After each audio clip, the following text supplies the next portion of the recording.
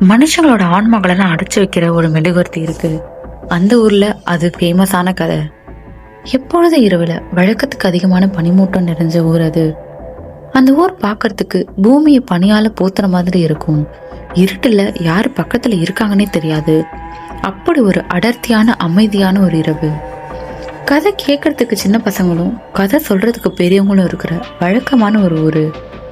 எப்பொழுதும் ஒரு பாட்டி அங்க இருக்கிற சின்ன பசங்களுக்கு கதை சொல்லுவாங்க. ஆனா அங்க எல்லாருக்கும் தெரிஞ்ச ஒரு கதை இருக்கு.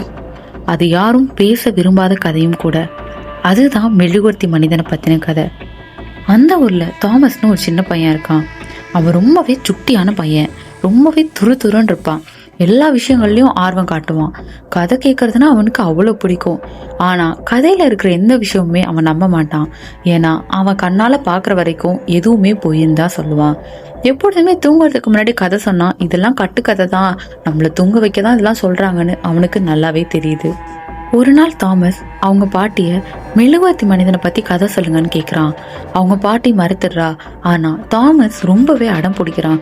நீங்க இந்த கதையை சொல்லலன்னா நான் தூங்கவே மாட்டேன்னு சொல்றான். அதனால அந்த பாட்டி அந்த கதையை சொல்ல ஆரம்பிக்கிறாங்க. பல 100 வருஷங்களாவே இந்த கதை இருந்ததாவும் சொல்ல ஆரம்பிக்கிறாங்க. எல்லாம் தூங்குனதுக்கு அப்புறம் பயங்கர இருட்டான ஒரு நேரத்துல ஒரு உருவம் ஒரு மெழுகுவர்த்தியை கையில எடுத்துக்கிட்டு வரும். அவனுக்கு ஒரு உருவமே இருக்காது. மூஞ்சும் யாருமே பார்த்ததில்ல. அந்த மெழுகும் எவ்வளோ காத்து அடிச்சாலும், ஏன் புயலே அடிச்சாலும் அந்த வெளிச்சம் அணையவே அணையாது. மெழுக ஒழுதுகிட்டே இருந்தாலும் அந்த மெழுகுவர்த்தி எந்த நீளத்துல இருக்கோ அதே நீளத்துல தான் எப்பொழுதுமே இருக்கும்.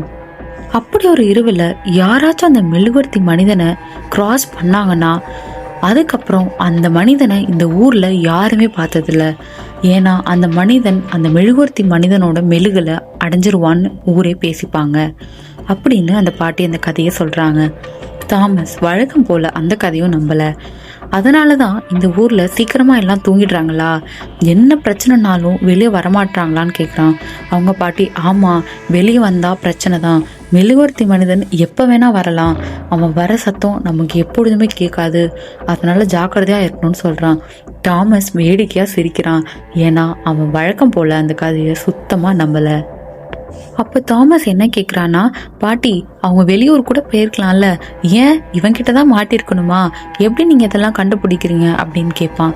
அதுக்கு அந்த பாட்டி, இல்ல, ஒவ்வொரு நாளும் யாராச்சும் காணா போறப்பெல்லாம் அடுத்த நாள் அங்க இருக்கிற கல்லறையில அதே நீளத்துல ஒரு மெழுகுவர்த்தி அணையாம ரொம்ப நேரம் எரிஞ்சுக்கிட்டு இருக்கும்.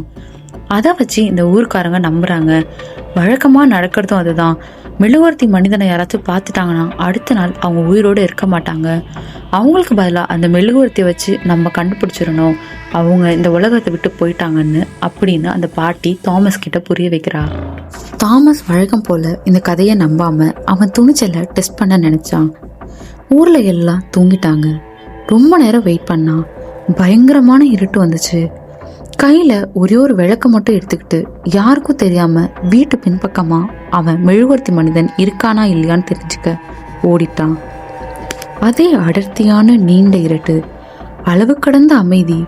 அவன் நடக்கிற சவுண்டை தவிர வேற எந்த சவுண்டுமே அவனுக்கு கேட்கல. அடிக்கிற காத்துல அவன் விளக்கு திடீர்னு அணையுது. ஒரு சூறாவளி காத்து அவனையே சுத்தி சுத்தி அடிக்குது. அது அவனை எங்கேயோ இழுத்துட்டு போகுது. இவ்வளோ பெரிய சூறாவளி காத்து அடிச்சும் வீட்லேருந்து யாருமே வெளியே வரலையேன்னு தாமஸ் நினைச்சுக்கிட்டே இருக்கான். ஆனா தாமஸ்க்கு தெரியல, அவனுக்கு மட்டும்தான் அந்த சூறாவளி சத்தமே கேக்குதுன்னு. அவனோட இதயம் படப்படன்னு அடிக்க ஆரம்பிக்குது. அவன் யாரும் என்னை பயமுறுத்த முடியாது, நான்லாம் தைரியமான பையன், என்ன எல்லாம் ஏமாத்த பாக்குறீங்களான்னு சொல்லி கத்துறான். திடீர்னு ஒரு அமைதி நிலவுது. ஒரு மெழுகுவர்த்தியோட வெளிச்சம் அவனுக்கு பின்னாடி தெரியுது. ஆனா அந்த மெழுகுவர்த்தி மட்டும்தான் தெரியுதே தவிர அதுக்கு பின்னாடி யார் நிக்கிறாங்கன்னு அவனுக்கு தெரியல. அந்த வெளிச்சத்துல தாமஸோட உருவம் பெருசா தெரியுது. அவன் அங்கிருந்து ஓட பாக்குறான். ஆனா அவன் கைகள் கால்கள் எல்லாமே அவனுக்கு துரோகம் பண்ணிடுச்சு. அங்கிருந்து ஒரு இன்ச் கூட அவனால நகர முடியல. அவன் அந்த மெழுகுவர்த்தி வெளிச்சம் இழுக்குது. அந்த வெளிச்சம் கிட்ட நெருங்கி வருது. அவன் கிட்ட வெளிச்சம் வர வர அடர்த்தியான இருட்டும் அதிகமாகிக்கிட்டே வருது. அவன் மூச்சு விட கூட முடியல. அவன் கண்கள் இருட்ட தவிர ஒண்ணுமே தெரியல. திடீர்னு அந்த வெளிச்சம் பெருசாகி அவனை உள்ள இழுத்துக்குது. கடைசியா தாமஸ் அந்த மெழுகுக்குள்ள அடங்குறதுக்கு முன்னாடி பார்த்த முகம் மெழுகுவர்த்தி மனிதனோட முகம்தான். அதை அவன் பார்த்துட்டான். அந்த ஆன்மா அந்த மெழுகுக்குள்ள போய் அடைஞ்சிருச்சு. கடைசியா கேட்டது தாமஸோட மூச்சு சத்தம்தான். அடுத்த நாள் காலையில ஊர்க்காரங்க எல்லாமே எந்திரிக்கிறாங்க. ஆனா ஏதோ ஒன்று வித்தியாசமா இருக்கிறத அவங்க உணர்றாங்க. வழக்கத்துக்கு மாறான ஒரு இருட்டு, அதிகமான காத்து, சூரிய வெப்பமே அடிக்காத பூமி, இந்த மாதிரி வழக்கத்துக்கு மாறா நிறைய நடக்குது.